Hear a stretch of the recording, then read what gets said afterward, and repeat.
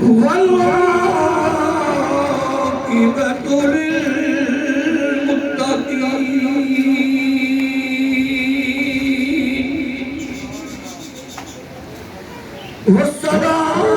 والصلاة والسلام على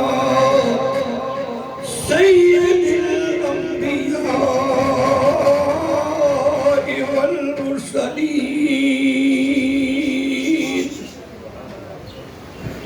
وعلى آله الطيبين الطاهرين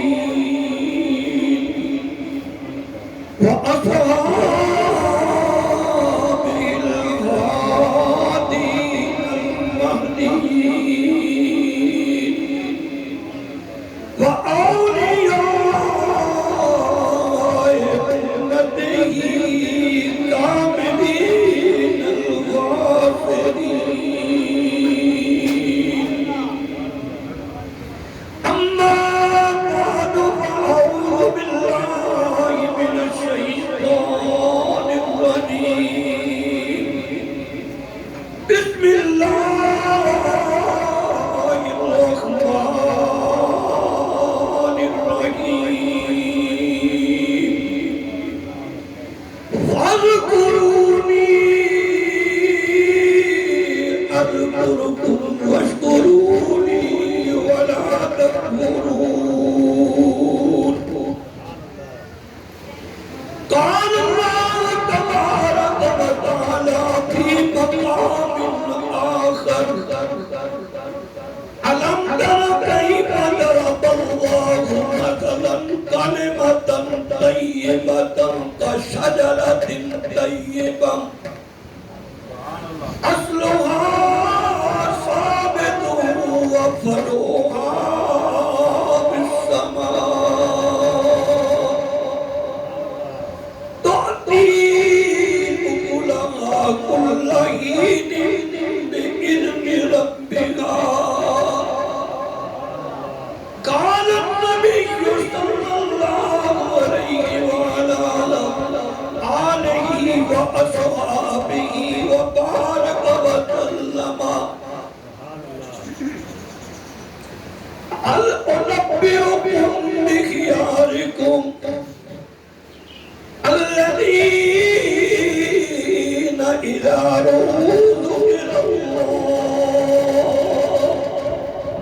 قال النبي صلى الله عليه وعلى آله وأصحابه وبارك وسلم في مقام آخر الموت جدر يلهبون المحب إلى المحبوب أو كما قال النبي صلى الله عليه وعلى آله وأصحابه وبارك وسلم إن الله وملائكته يصلون على النبي يا أيها الذين آمنوا صلوا عليه وسلموا تسليما اللهم صل على سيدنا ومولانا محمد وعلى آل سيدنا ومولانا محمد وبارك وسلم پاک کے بارے میں ایک حدیث پاک سنال فرما لیں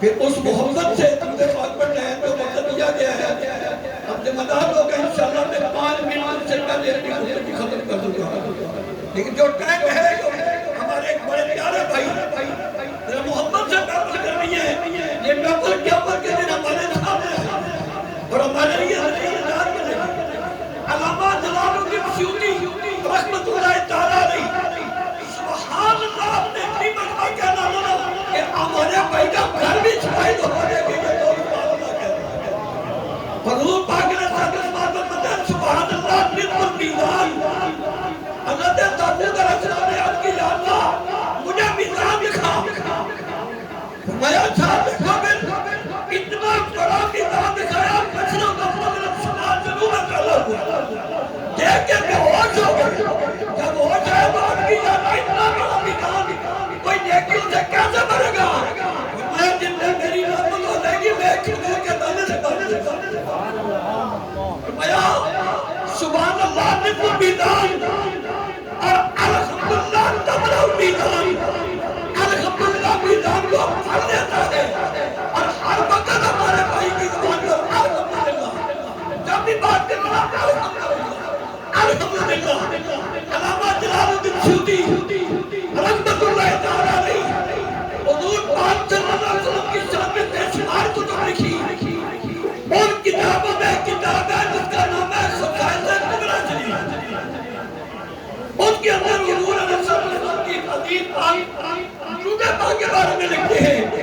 علامہ سیوطی رحمۃ اللہ کوئی عام ہستی نہیں. 72 مرتبہ جاگ جاگ نبی پاک علیہ السلام نے اپنا دیدار کرایا ہے. جب پیار نہ کہتے سبحان اللہ، مت کہتے سبحان اللہ. آپ فرماتے ہیں قیامت کا دن ہوگا. ابو البشر سیدنا آدم علیہ نبی صلی اللہ علیہ وسلم سبز رنگت جوڑا پہنے کھڑے ہوں گے. نبی پاک علیہ السلام کے ترکی کو فرشتے پکڑ کے جنت کی طرف لے جا رہے ہوں گے.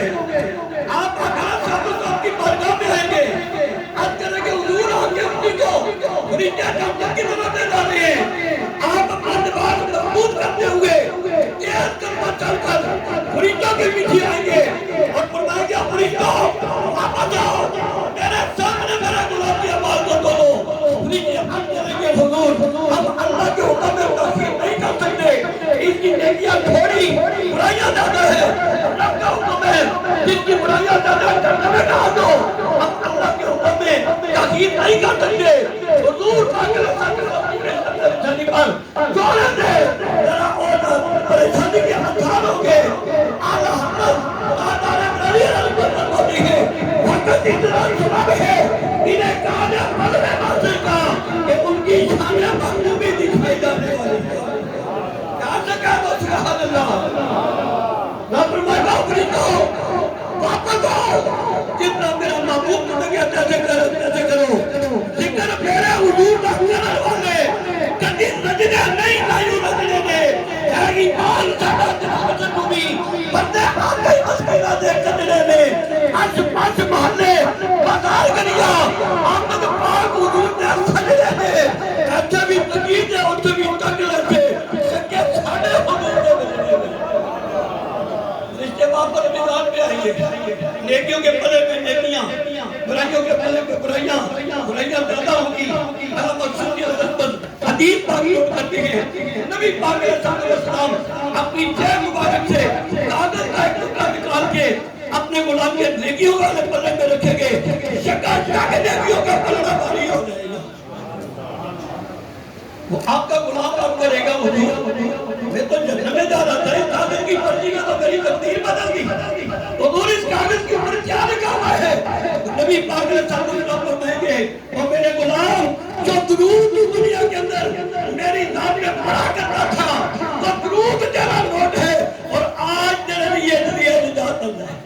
چنانچہ گزرا حضور کی بڑا پیر سید نصیر الدین نصیر شاہ صاحب رحمت اللہ تعالیٰ نے فرماتی ہے کیوں نہ تیرے